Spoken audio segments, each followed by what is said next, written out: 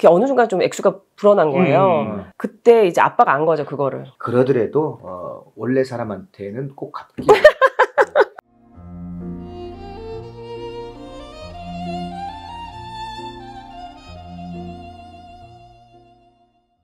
자, 이번에 소개할 단편 중에서 이제 정호승 작품. 네. 이번에는 난초와 풀꽃이라는 작품이에요. 난초와 풀꽃. 네. 어떤 얘기가 될지 소개해 드릴게요. 어느 아파트 베란다 창가에 난초 화분 하나가 살고 있었습니다. 아무도 그에게 관심을 가지는 이가 없어 그는 외로운 날들을 보내고 있었습니다. 가끔 베란다에 널리는 빨래나 쓰레기 봉투에 버려진 신문과 이야기를 나누는 일은 있었으나 그는 늘 외로움에 시달렸습니다. 신문이라도 좀 볼 수 있으면 좋으련만 어쩌다가 그런 생각이 들어 재미있는 기사라도 하나 읽어달라고 하면 신문은 코웃음을 칠 뿐이었습니다. 난초가 신문을 읽어서 뭐한담? 그는 신문이 이런 말을 하면 더 이상 아무 말도 못하고 멍하니 창밖만 바라보았습니다. 그에게도 주인한테 사랑받던 젊은 시절이 있었습니다. 축 부장 승진이라고 쓴 리본을 가슴에 달고 활짝 꽃을 피운 채 아파트로 배달되었을 때만 해도 주인의 사랑을 독차지했습니다. 주인 남자는 일주일이 멀다 하고 물을 흠뻑 주기도 하고 심심하지 않도록 텔레비전이 가장 잘 보이는 곳에다 그를 두기도 했습니다. 그러나 해가 지날수록 그는 천떡꾸러기 신세가 되어갔습니다. 뿌리가 썩을 정도로 물을 주고 하던 주인 남자가 한 달이 지나도 물 한 번 주지 않을 때가 있었습니다. 길게 쭉 뻗어 올리던 잎도 자꾸 시들어 그의 몸도 점점 작아져 갔습니다. 그것은 그가 아파트로 와서 산 지 3년쯤 지난 어느 날 주인 남자가 다니던 회사를 그만두고 된 뒤부터 일어난 일이었습니다. 그는 늘 우울해하는 주인 남자를 위해 있는 힘을 다해 꽃을 피워 올린 적도 있었습니다. 그러나 주인 남자는 눈길 한번 주지 않았습니다. 아니, 꽃을 피운 그 다음 날 아예 집으로 들어오지 않았습니다. 꽃이 다 지고 향기마저 다 사라져 버린 날 초라한 모습으로 하고 집으로 돌아와 멍하니 그를 쳐다볼 뿐이었습니다. 그날 이후로 주인 남자가 그에게 물을 주는 일은 없었습니다. 주인 여자가 가끔 가뭄에 콩 나듯이 물을 주었습니다. 집안 살림만 하던 주인 여자가 직장 생활을 시작하고 나서부터는 정말 물 한 모금 얻어먹기 힘들었습니다. 그는 외로움을 견디는 일도 힘들었지만 늘 목이 말라 더 힘들었습니다.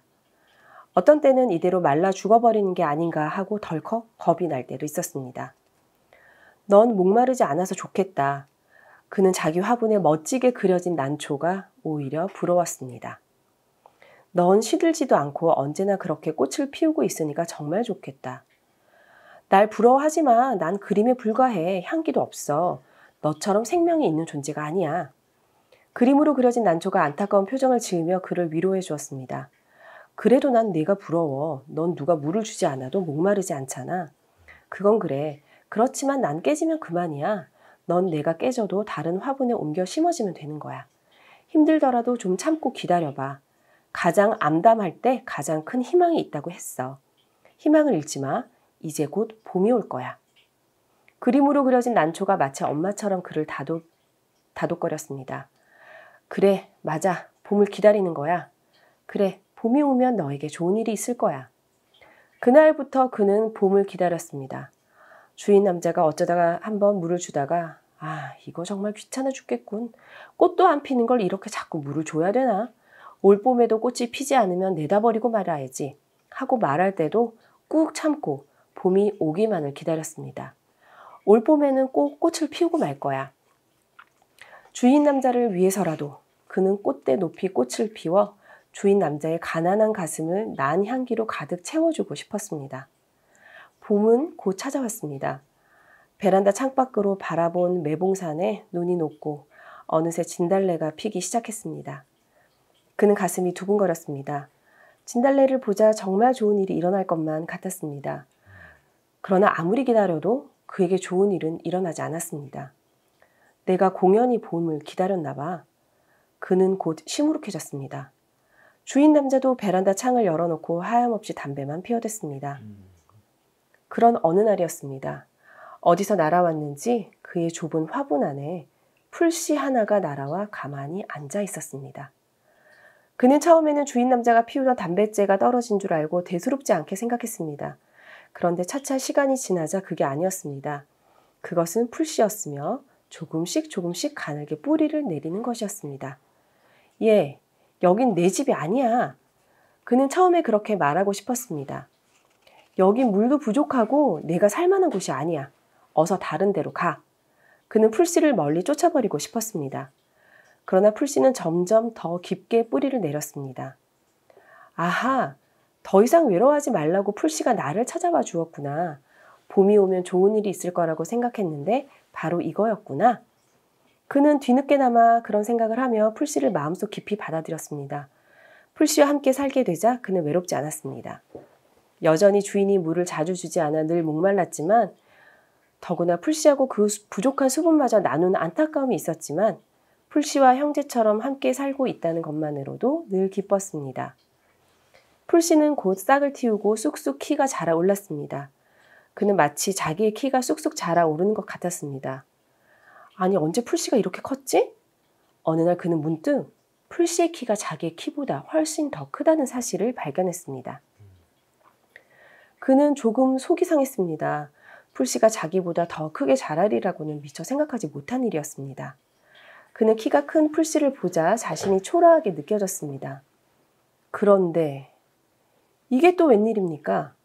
이번에는 풀씨가 노란 꽃을 피우고 쌩긋쌩긋 웃고 있는 게 아니겠습니까? 그는 더욱 속이 상했습니다.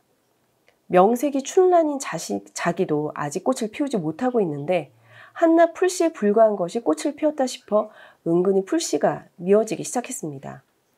어머나, 예쁜 꽃이 폈네. 주인 여자가 베란다에 빨래를 널다가 풀꽃을 보고 반색을 하자 그는 풀씨가 더욱 미워졌습니다. 난 화분에 난초꽃이 피어야 마땅한데 풀꽃이 피었다는 것은 너무나 자존심이 상하는 일이었습니다. 그는 속으로 풀꽃이 하루빨리 시들어버리기를 기도했습니다. 그런데 그런 기도를 하면 할수록 풀꽃은 더욱더 아름답게 피어났습니다. 아, 나도 꽃을 피워야 할 텐데. 그는 속이 상해서 지금 당장이라도 풀꽃보다 몇 배나 아름다운 꽃을 피우고 싶었습니다. 그러나 아무리 꽃을 피우고 싶어도 꽃대조차 올라오지 않았습니다. 그런 어느 날 아침이었습니다. 깊은 잠에서 깨어나 눈을 뜨자 풀꽃이 아침 햇살에 찬란하게 빛나고 있었습니다. 그는 그날따라 햇살에 빛나는 노란 풀꽃이 참으로 아름답다고 생각되었습니다. 그러자 풀꽃을 미워하는 마음이 어디론가 달아나 버리고 말았습니다. 아, 풀꽃이 참 아름답구나. 나보다 훨씬 더 아름다워. 나는 꽃을 못 피우더라도 풀꽃이라도 이렇게 아름답게 피어 있으니 난 괜찮아. 나 대신 피어난 걸로 생각하면 돼. 그는 그런 생각을 하면서 미소 띤 얼굴로 풀꽃을 바라보고 또 바라보았습니다. 그런데 바로 그 순간이었습니다. 그는 자신도 모르게 꽃대를 높이 뻗어 올리기 시작했습니다. 그리고 며칠 지나지 않아서 꽃대궁에서 새의 발자국과 같은 아름다운 꽃을 피우게 되었습니다. 와, 여기 춘란이 폈다. 난 어디서 이렇게 좋은 향기가 나나 했지. 이번에는 주인 남자가 그를 보고 탄성을 내질렀습니다. 그는 한순간 자신이 참 행복하다는 생각이 들었습니다. 여기까지입니다. 역시 뭐 참 예쁜 그림인데 이 작품을 또 고른 이유는 뭐야? 이거는 저는 저는 아시겠지만 저는 막 이렇게 특별히 뭐가 부럽다거나 막 그런 비교. 네, 욕심이나 이런 게 좀 없잖아요. 저는 제가 하는 일을 재미나게 하는 거에서 재미를 느끼고 그게 중요하다고 생각하는 사람인데 이제 여기서 전 이걸 보면서 여기서 이 난초가 계속해서 처음에는 처음에 난초한테 이제 봄이 온 순간이 언제인가. 자신만의 봄은 언제인가. 네. 근데 이 여기서는 난초는 처음에는 이 주인 남자를 위해서 꽃을 계속 피우고자 해요. 누군가를 위해서 내가 저 사람을 위해서 뭔가 해야지 이렇게 생각을 하다가 나중에 이제 풀씨가 날아서 꽃을 피운 다음에는 아, 이제 봄이 오면 좋은 일이 온다더니 이게 좋은 일인가라고 생각을 하다가 또 풀씨가 또 잡초 같은 게 막 이렇게 꽃을 피우니까 또 시기를 하잖아요. 그런데 진짜 어느 순간 갑자기 그 꽃을 피운 그 한낮 풀시지만 꽃을 피운 게 너무 아름답다고 인정을 하게 되는 순간 더 이상 이제 비교를 하지 않고 시기를 하지 않고 하는 순간 갑자기 쑥 자라서 자기의 꽃을 피우잖아요. 그러니까 저는 그 순간이 봄이 오는 순간이라고. 그러니까 봄을 기다려서 계속 언제 봄이 오지 해서 봄이 온 게 아니라 때가 되고 네, 준비가 되면 내가 크는 순간 그 순간에 봄이 오는 거라고 생각을 해요. 그 이 책에 네. 이걸 느끼는 거는 나는 그 난초가 그 비교하지 않는 삶, 자신만의 성숙한 순간. 그러니까 우리 사람한테로 이 비유를 해서 보자면은 그 진짜 과연 너 전성기가 언제인가, 마이 타임이 언제 오는가. 다들 이게 과거로 생각을 하잖아. 난 봄이 이미 갔다. 또 언제 올지 모르고. 근데 그걸 기다리고 비교하고, 쟤는 잘 되는데, 쟤는 잘 되는데, 조급해지고 그런 마음이 있는데. 이번에 Everything Everywhere 네. All at Once 여기서 양자경이라는 알아? 예스 마담 했던 그 옛날에 그 여배우가 이번에 그 아시아 여배우 최초로 여우주연상 네 받았잖아. 그녀가 이제 한 말이 그거잖아. 끝까지 포기하지 않고 이제 내 시간 올 때는 항상 기다렸다는 말이 있잖아. 이 영화 배우도 생각나더라고. 참 나한테도 좀 해당되는 말인 것 같고, 모든 사람들은 이제 그런 생각을 꿈꾸고 있잖아. 조급하지 말고 내 길만 꾸준히 가고, 그리고 그 어느 순간에, 그러니까 이 난초처럼 그게 그 시기가 오고 그 때가 되고 성숙해지면은 자연스럽게 꽃이 다시 또 핀다. 네. 그 얘기인 것 같아서. 그 화양연화 참 좋은 말 아니에요. 네네. 화양연화. 근데 그렇지. 보통 뭐 강의도 얘기했지만 보통 사람들은 그거를 어떤 인생의 절정 단 한순간 이렇게 생각을 하고 그런 개념으로 이제 얘기를 하는데, 가희가 너무 핵심 포인트를 딱 짚어준 것 같아. 언제든지 봄, 여름, 가을, 겨울을 막론하고 언제 어떤 나이에서든지 누군가 비교하지 않고 온전히 내 자신을 믿고 내 자신을 인정하고 그 안에서 즐거움, 행복을 찾으면 그때가 화양연화다. 네네. 그리고 저는 이 책에서 그 초반에 이 난초가 마음이 좀 이제 뒤로 가면서 이제 마음이 바뀌는데, 처음에는 나를 데려온 이 남자를 위해서 꽃을 피우겠다는 얘기를 해요. 그렇지. 네. 누구를 위해서 뭔가를 하겠다라고 하는데, 이제 마지막에 성숙하는 순간에는 그냥 그런 마음이 아닌 거죠. 나 스스로가 성장을 하니까 꽃을 피운 거잖아요. 네. 그래서 이제 그리고 살면서 그런 게 많아요. 이게 내가 누구를 위해서 뭘 하네 뭐 하면은 괜히 그거에 대한 대가를 바라게 되거든요. 맞아. 너희들 때문에 아빠가 이렇게 고생하는데 도대체 너희들은 답답해. 이거 안 된다는. 네. 아이들도 마찬가지야. 자, 1등 했어요. 뭐 해줄 건데요? 대가를 바라고. 네, 그러니까 누구를 위해서 뭔가를 하는 게 아니라 나를 위해서, 나의 만족과 나를 위해서 시간을 투자하고 나의 행복과 나의 마음을 중요하게 자기 마음 살피기가 잘 쉽지가 않잖아요.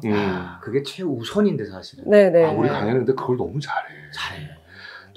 너무 잘해. 그러니까 뭐 쉬운 말로 자기 개발 하는데 굳이 그까지 안 가더라도 시간을 허투루 안 쓰고 쪼개서 아주 부지런하게 자기 즐거움을 찾아서 그 사는 사람인데, 그 모습이 참 예뻐. 이 화분 같고. 도대체 뭘 못해? 자기는. 애들한테도 못하고, 네, 그런 게 많죠. 근데, 그걸 아는 것도 좀 중요하다고 생각을 하고. 어떻게 알 수 있을까? 그러니까 제가 애들한테 못한다는 인지하는 거. 인지하는 거 자체가 일단 우선 시작이다. 네, 그리고 이제 제가 근데 전 그런 마음은 있어요.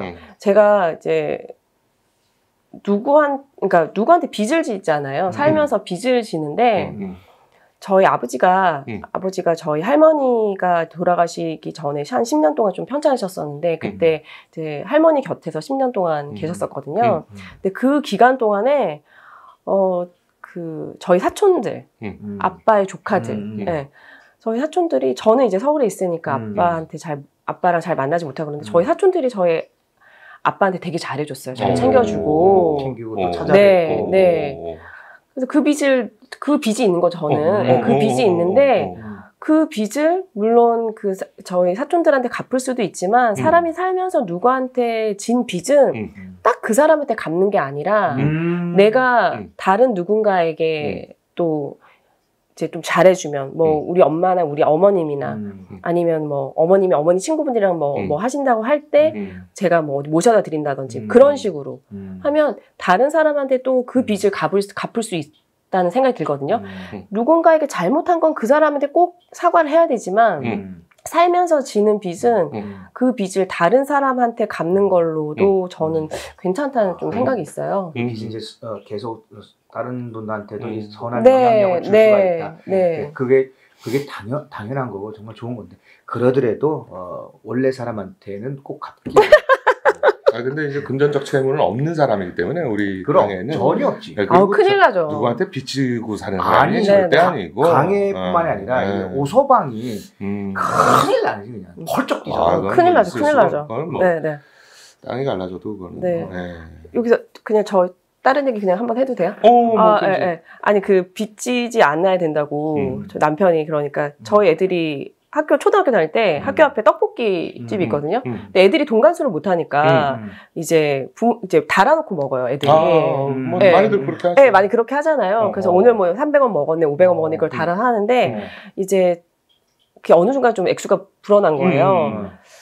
그래서 그때 이제 아빠가 안 거죠, 그거를. 아빠가 살면서 이때까지 빚을 진 적이 없는데. 니들이 지금 6,000원이 될 때까지 떡볶이 먹었어. 그래서 굉장히 혼난 적이 있어요. 그랬더니 아이들은 뭐라고 얘기했을까? 놀랬겠지. 놀랬죠. 애들이 어렸을 때니까. 잘 몰랐으니까. 그래서 그래서 그런 부분 때문에 애들도 이제 그런 부분에 대해서는 좀 생각이 아빠가 하도 어렸을 때부터 그런 거에 대해서 조심을 시키니까 예민하지. 네, 너무 예민하죠. 환경 때문에 또 그렇게 자라왔고 그때 또 아이들한테 또 고기 구워줬다며 또 이렇게. 네네, 그쵸. 고기 구워주죠. 마장동에서 고기 사와가지고 고기 구워주죠. 고기도 마장동까지 가서 마포 사는데 마장동까지 가서 먹어. 집에서 구워 먹어. 속꼬리도 거기까지 가서 속꼬리 가지고 또 고아서 먹어. 네, 본인이 끓이니까요. 오늘 이것도 아주 좋으네. 네, 저는 그래서 좋았어요. 비교하지 않고 그리고 나를 위해서 나의 성장과 나를 위해서 행복의 중심이 나한테 있어야지 다른 사람한테 있지 않는 것. 나는 마치 화분이 진짜 강해 같았어. 그렇게 살아야 되고 참 이게 숫자로 어른이 된다고 표현할 수도 없고 참 언제 어른이 될지 또 모르겠다. 언제 어른이 되나요, 정말? 그러니까 언제 어른이 될지. 나의 봄은 언제 나 말이야, 나의 봄은 참 나의 꽃은 언제 피울까? 이거 참 생각해볼 문제네. 때가 되고 성숙하면은 자연스럽게 꽃이 필 텐데. 또 이 울림을 주는 또 좋은 글귀를 또 소개해줬네. 고마워. 이제 3편이 또 기대가 됩니다. 세 번째 작품이 너무너무 기대가 되네요. 울잖아. 누가? 살살 달래가면서 해야지. 자꾸 이렇게. 야, 당근과 챘지. 왜 그러냐.